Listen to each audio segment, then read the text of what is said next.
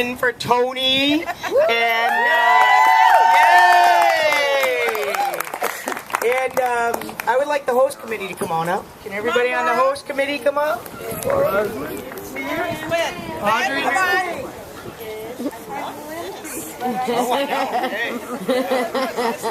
I think I have something Laura does not have, a playground. No, she just builds them for the rest of the community. So actually, I'm just grateful to have Toni here. Oscar. I've been on board with Toni. This is Oscar. That's right. And I have a puppy, but we'll leave him inside. Super, I don't know much to say. I mean, Toni will do the talking when she does the talking, and then you'll realize why you all love her, why you're all going to write checks, why you're all going to stand behind her. And, you know, we need to be behind her. She's got a lot of messes to clean up across this, county. So, and she's been doing it, and doing it, and doing it. So, last time I called it Crook County, but I'm not going to call it now because I feel like it's stepping out of that, and I've never seen the forest preserve so nice. I mean, things are just better. So, grateful to have her here. I want to let Laura say a couple things. We'll just go real quick and with the host committee.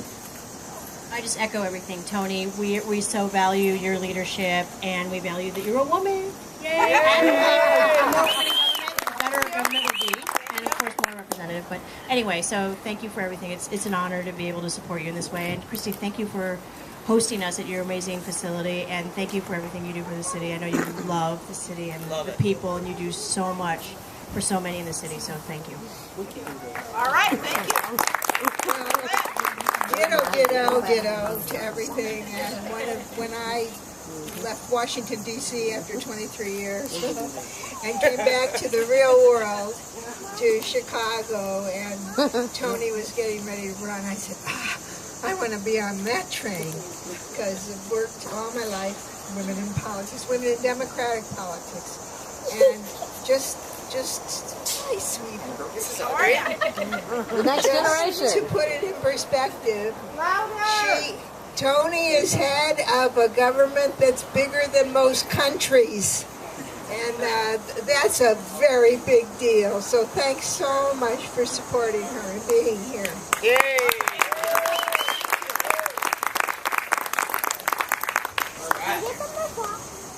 I'd like to thank everyone for coming out, and particularly my husband.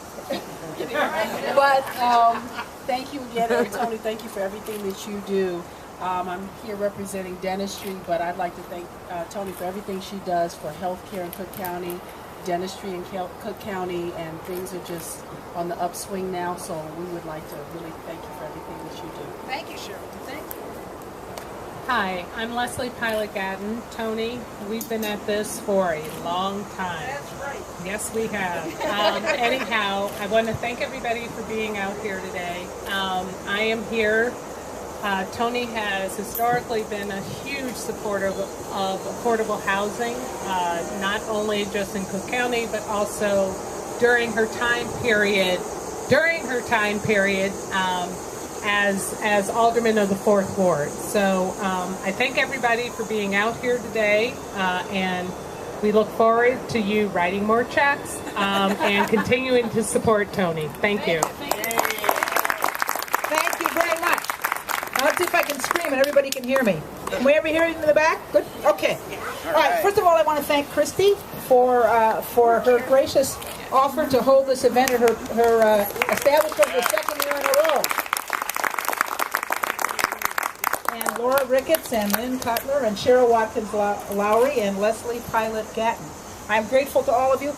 Absent today are Anne Marie St. Germain and Phyllis Applebaum, who also agreed to be hosts tonight. So thank you very much.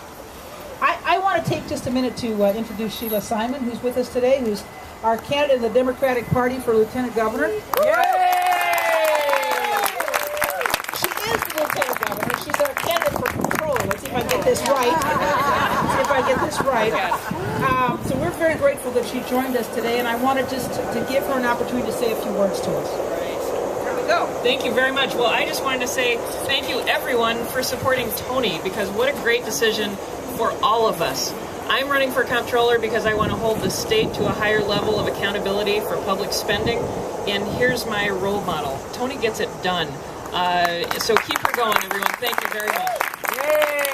Thank you very much, Lieutenant Governor Sheila Simon, and our candidate for controller. I also want to acknowledge Cook County Commissioner Deborah Sims, who was here earlier. Retired Alderman, my former colleague, 16th Ward Alderman Shirley Coleman, who's still with us. There we go, Shirley. And Brian Hopkins, who's a candidate for Alderman in the 2nd Ward. Where did Brian go? There we go. Brian, thank you. You know, what I usually say is, if you're an elected official, you got to do two things. You've got to do your day job well, and you also have to have an effective political organization. If you don't do your day job well, it doesn't matter how effective your political organization is. And likewise, even if you do a good job on your day job and you don't build a political organization, you don't raise money, you don't get people out to work in campaigns, you won't be successful. So I'm deeply indebted to all of you for your help and support. It makes my day job easier when I have a lot of money in the bank and I can count on people to be helpful and supportive. So I'm really grateful to all of you. And I'm especially grateful to the folks who are up here, all of whom are early adopters of one form or another. In politics, that's kind of a term of art. It means people who get on board before it's a sure thing. They're people who support you before the primary rather than after you've won the primary election. So, and some have supported me for a long time in my former life as an alderman as well. So I'm very grateful to each and every one of you for your help and support. It's been an interesting ride the last 4 years. I won't say that I wouldn't have taken the job if I knew how hard it was going to be, but let me tell you, it's been harder than I thought. My joke about this is, you know, it's a mixed blessing to succeed somebody who's inept. On one hand, you know, the standard of comparison is pretty to your advantage. You know, the bar is low. On the other hand, things are a mess. So, and we definitely found things to be a mess. And we've spent the last 4 years trying to clean things up and change the culture in Cook County. We did what we promised. We rolled back the sales tax increase. We've balanced the budgets. We've saved the taxpayers about $1 billion as a result of rolling back the sales tax, and about $1 billion too in closing budget gaps. And we should remember that it's really only the federal government that has the option of having unbalanced budgets. The rest of us in local government have to balance our budgets. And even when that's a challenge in really difficult economic times, that's what we have to do. So it's been a challenge on the fiscal side, and it's really been a challenge on the management side. We've instituted performance management to try to hold people accountable for their performance. And that has been a godsend to us, because when we walked in the door, we really didn't have a handle on the county. And it's only through performance management that we've really been able to figure out how well people are doing and to reward those who are doing things well, and likewise hold people accountable who aren't doing so well. We've got two major responsibilities, healthcare and public safety. And on the healthcare side, we've seen some tremendous changes, and Emily's going to be part of that change going forward as one of my appointees to the governing board for our health and hospital system. But we're still working to make our healthcare system sustainable. Even with the Affordable Care Act, that will be a challenge.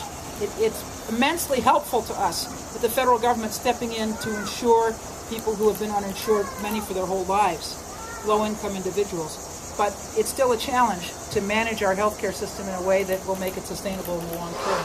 And on the public safety side, we still have, on a daily average, a little more than 9,000 people in our jail. And 93% of them are awaiting trial. 93%. So only 7% are serving a sentence. And I think people think, if you're in jail, you're serving a sentence. No. Because we have a cash bond system in Cook County, we have poor people in our jail who can't pay their bond by and large. And of those who are awaiting trial, that 93%, 70% are awaiting trial for nonviolent offenses. A lot of low-level drug offenses and prostitution and shoplifting, things people do to get money for their drugs. We've got a jail, again, a little more than 9,000 people in it, most of whom are awaiting trial. So we've got to figure out how to operate our criminal justice system in a way that's both more fair and more just. And we've also put a lot of energy in the last 4 years in economic development, in particular trying to lead a regional effort to get people to work together to lift up Chicagoland. Because what's happening is we're competing now not just against New York and Los Angeles and Houston, but Singapore and Beijing and Hong Kong. So we've got to figure out how to promote our region in a world where regional economies are competing.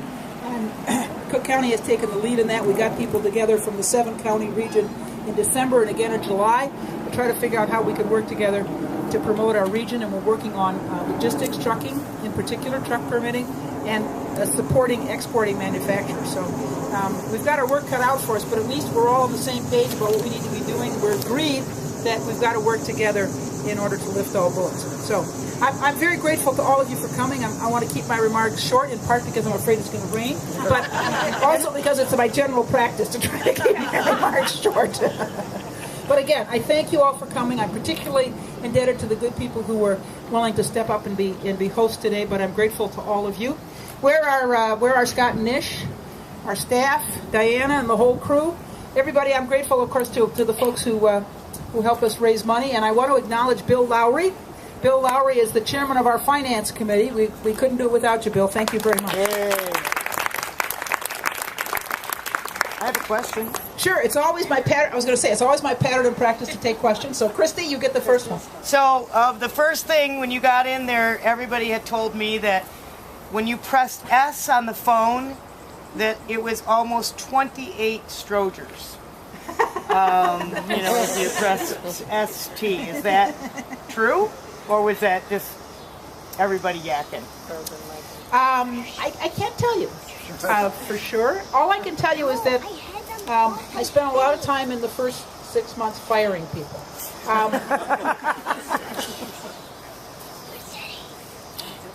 I used to joke that what I was doing most of my time was calling up my fellow committeemen to tell them why one of their precinct captains was no longer going to work for the county.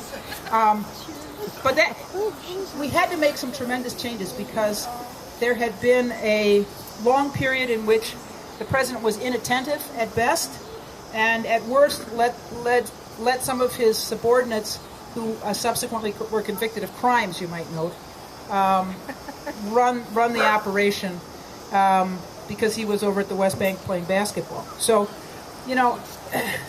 and that was difficult for me, frankly, because I didn't really expect to walk in the door and to have to show so many people out. But it was the only way we could get a handle on the government and bring in people who I knew would work hard at their jobs and had the same view of county government that I did, which is not that it's just a place to employ people, but it's a place to serve the people of Cook County. And that proved to be more of a challenge than I would have anticipated. But I think we've made a lot of progress in the last 4 years, and I'm hopeful that we can make more in the years to come. Good.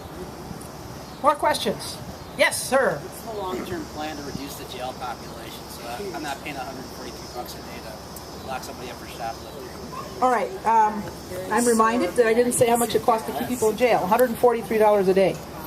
And we have people in jail who, are accused of stealing 6 bars of soap, and they can't pay their bond, so we keep them in jail until their trial. Our plan, frankly, is to move away from a cash bond system. The actors in the public safety arena went with the support of the Chicago Community Trust to Washington, D.C. to look at their system in June. They have 2 categories. Basically, 85% of the people are released on their own recognizance. Sometimes they have to go to report to pretrial services personnel. Sometimes they have to go to drug treatment, but mostly they're released on their own recognizance. And then 15% of the people are detained pretrial with no opportunity to pay bond. So we were there for about an hour and a half in the courtroom in Washington, D.C. And in that time period, only one person was kept in jail. And that was a person who was accused of shooting at a police officer who was in a crowd of people. But everybody else who came before the judge in that hour and a half was released. And what we found across the country, there's an organization called the Pretrial Justice Institute. And what we found across the country is that there really isn't, if you remind people, if you call and remind them, or if you send them emails to come to trial, and come to their court hearings, there really isn't much difference between the systems that like Washington, D.C., which let most people out, and our system, which is the cash bond system that's supposed to ensure, after all, the purpose of cash bond is to ensure that you show up in court. That's what the purpose is, to ensure that you show up. And so in Washington and other places, what they do is call people to remind them, just like your doctor or your dentist does, about an appointment. They send them emails. They text them to remind them to show up in court, and the overwhelming majority do.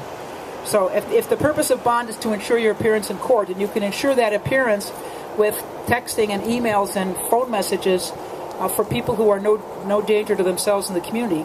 That seems to be a much smarter alternative than paying $143 a day. By the way, that's about $52,000 a year. For those of us who have college-age kids, that's the tuition to a nice private school. That's what it costs us to keep somebody in jail for a year. So, That's a good job. something to remember. Yeah. More questions? The mosquitoes are eating The them alive. mosquitoes are eating them alive, so therefore they don't want to ask any questions. Okay. Thank you very much. Thank you all.